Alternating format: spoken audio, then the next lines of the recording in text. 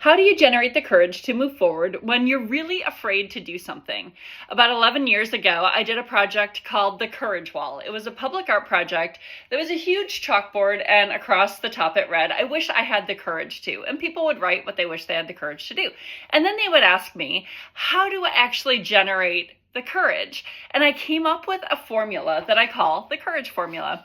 And it's when passion is greater than fear, it equals courage, or it generates courage. Now, my 12-year-old son at the time, who's now an engineer, told me, "Mom, that formula doesn't make sense. You can't have something greater than something else equal something."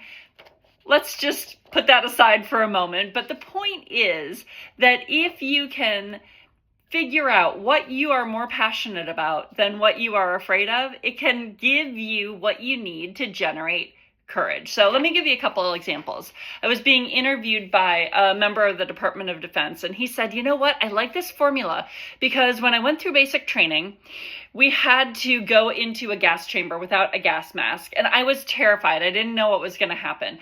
And so I almost turned around and went home and left the Army altogether. But the thing that got me to go in was my passion for my family, my love for my family, and the opportunity that I was going to be able to give them if I could get through basic training." He said that formula works for me.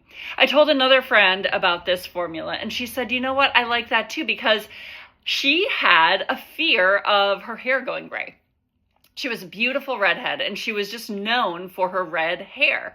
And she said, "I'm really afraid of how my identity is going to change when I go gray." And so I asked her, "Well, what are you more passionate about than the fear?" And she said, "You know what it is? It's the authenticity. Like, I want to be authentic. And to me, it's not authentic to be dyeing my hair and pretending like I'm not going gray."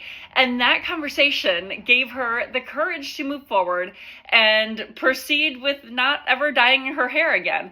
And she is just the most gorgeous gray-haired woman that you would ever see. So anyway, if you are having trouble moving forward with something because you are afraid of what might happen or what the outcome might be, think about what you are passionate about that is even more important to you than that fear, and see if it just doesn't help you generate the courage to take the next step.